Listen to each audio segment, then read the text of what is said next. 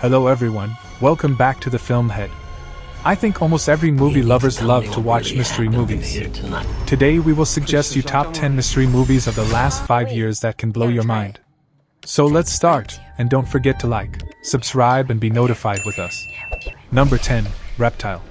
Reptile is a 2023 American crime thriller film directed by Grant Singer in his feature film directorial debut, from a screenplay he co-wrote with Benjamin Brewer and Benicio del Toro.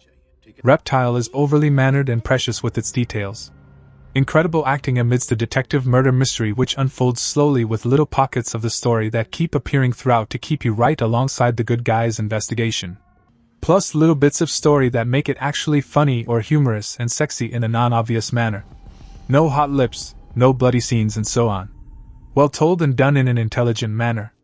So good and different. New light in the approach with bits of familiar but still unexpected and fresh, new. Del Toro is the mainstay of the film, and has performed brilliantly. He shares a strong chemistry with his on-screen wife Alicia Silverstone, who acts as his confidant, and also helps him in his cases. Justin Timberlake is unfortunately wasted in a role which doesn't pack a punch. There are some decent turns in the ensemble, Silverstone, Bogosian, Pitt, but Del Toro is on another level, existing in his own space. A space that belongs in a much better movie. Number 9, Confess, Fletch. It has been over 3 decades since Gregory McDonald's Fletch headlined a feature film. The original Fletch is one of the best comedies of the 1980s, perfectly lampooning the sleuth genre of mystery films with a cheeky sense of humor. While the thought of anyone but Chevy Chase taking on the titular role seemed utterly implausible, John Hamm delivered an amazing performance in Confess, Fletch. Confess, Fletch is a crime comedy film about the roguishly charming and endlessly troublesome Fletch becomes the prime suspect in a murder. To prove his innocence, he must sift through a long list of suspects from an art dealer to a missing playbit to a crazy neighbor to his own girlfriend. All this happens while he is investigating a case of valuable stolen paintings. While the Fletch films were more or less an excuse for Chase to do physical comedy, Confess, Fletch puts a greater emphasis on the mystery element of the story. Hamm shows that despite his goofiness, Fletch is a genuinely intelligent character who has a knack for solving crimes that baffle the cops. This is a crime comedy that will keep us rolling, with John Hamm playing the charming yet clumsy detective who seems to find himself in more life-threatening situations than he can count. Number 8, The Outfit. Moore and his co-writer Jonathan McLean work wonders with the script of The Outfit, through a gradually thickening plot that rarely shows its seams. It's a maze-like puzzle of a film, one that swiftly invites the audience in for an involved round of Cluedo unraveling inside an intimate, handsomely smoky Chicago outfitter dressing its wealthy clientele in the 1950s. The Outfit shows the importance of having a great script in a mystery film. There's relatively little action, as the contained locations feel much closer to Alfred Hitchcock's classic thriller Rear Window than a traditional espionage film. Nonetheless, the strong characterization and snappy dialogue ensure that The Outfit is compulsively watchable, the type of tightly sounded thriller that makes viewers want to instantly start it over again. The whole scene takes place in an apartment, umpteen floors high, which kicks off the comedy with non-stop laughter. This film, The Outfit, is shot entirely in a residence, or what you might call a large shop. Seriously complex, but a nail-biter throughout. It'll keep you guessing, and in total suspense, and still have you head-scratching right up to the end. An absolute must-see for those who want to understand how cinema works uniquely on material that could also be wholly performed in a 99-seat theater. Number 7, No Sudden Move. This film is for you if you are familiar with American automotive history and enjoy tense, well-written dramas with lots of twists and turns. You will quickly get lost in this movie, thus it's not for you if you want the plot explained to you play by play. This film is about that. In 1954 Detroit, small-time criminals are hired to steal a document. When their heist goes horribly wrong, their search for who hired them and for what purpose sends them wending through all echelons of the race-torn, rapidly changing city. The plot twists and turns where you're not really sure what's going on makes it much more of an affecting experience than one might expect. No sudden move. Feels like it could be almost done about halfway through and then it shifts again to become something else. It's a pure joy to watch an expert filmmaker doing what he does so well. No Sudden Move is like watching a musician return to the themes and ideas explored throughout a career but with the renewed insight that comes after decades of success.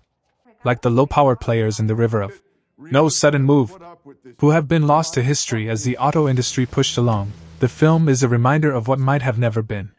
Number 6. The Vast of Night. Few filmmakers in the last 5 years have announced themselves quite as Andrew Patterson did with The Vast of Night.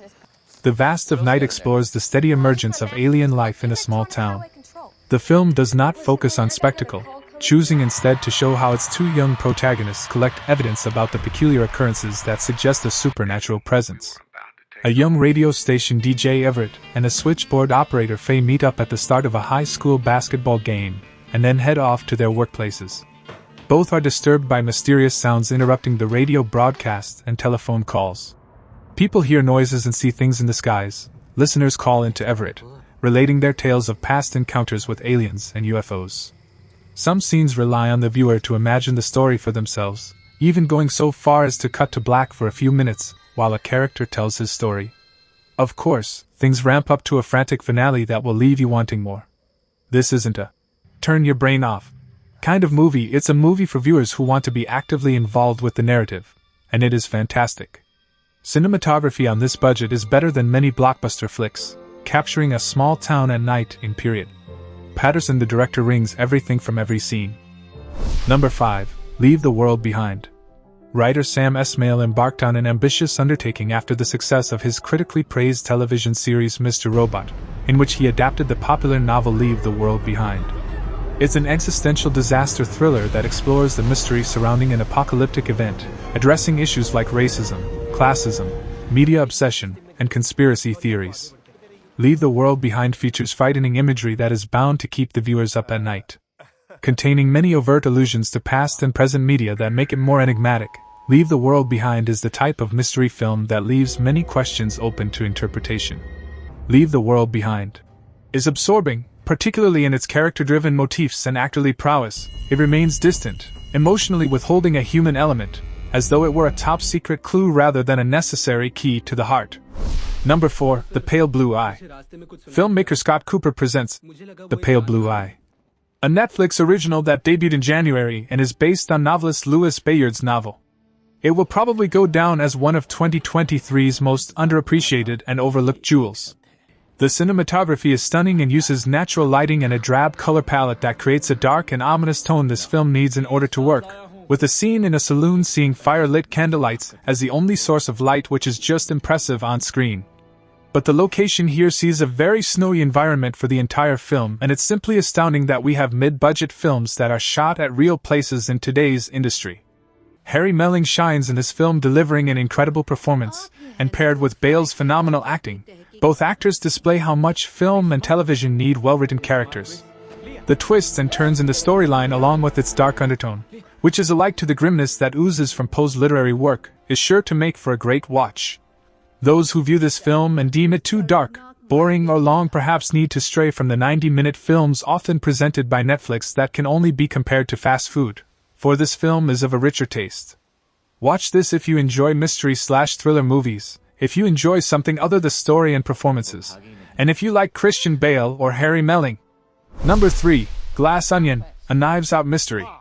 Knives Out was a breakthrough hit that saw Rian Johnson reinventing the mystery genre by combining the style of Agatha Christie's novels with a very relevant satire of the upper class. Throughout the entire movie, you are trying to find last puzzle piece to complete it all in your mind. However, unlike the first film, this was a little predictable and easily foreseeable, but still without ruining all the fun.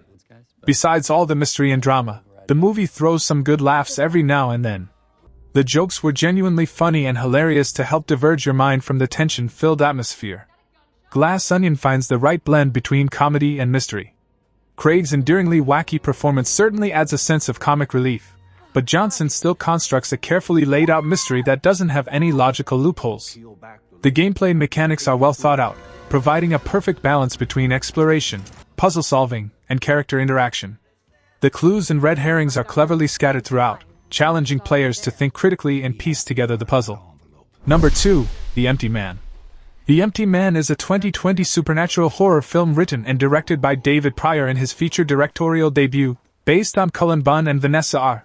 Del Rey's graphic novel of same name published by Boom Studios. Sometimes a film's trajectory from inception to viewers can impact expectations. Let's just say that the list of worthwhile movies that sat on the shelf for years and were then dumped into theaters with almost no promotion and no critic screenings is incredibly short. Four friends are hiking in Bhutan in 1995 when one of them hears a sound in the distance that only he can hear. He wanders off, only to fall into a crevice. A friend hurriedly rappels down to find the young man seated and staring at a terrifying skeleton. The empty man's shocking ending sparked discussion and debate regarding different interpretations. The film intertwines a complex mystery with a study of violent cults and supernatural legends, merging genres in a compelling way. It is simply a genuine classic. It is an ambitious tale of cosmic horror, with countless creative, intriguing, and of course terrifying ideas that are all pulled off brilliantly. This is going to be one of those films where when you think back on it, and you have a fond remembrance of it, but the horror aspect still stays with you and makes you want to watch it, and share it with others who haven't seen it. Number 1. Decision to Leave is a 2022 South Korean neo-noir romantic mystery film produced and directed by Park Chan-wook, who co-wrote the film with his frequent collaborator Chung Seo-kyung. The story follows somber detective Hae-jun as he investigates the mysterious death of a hiker. While no one saw the fatal plummet from a rocky cliff, circumstances make an accident seem unlikely. The main suspect is aloof and reticent young widow Seo-rae, whose odd rhythms and emotionally beguiling behavior raise suspicion and, in the case of Hae-jun, obsession.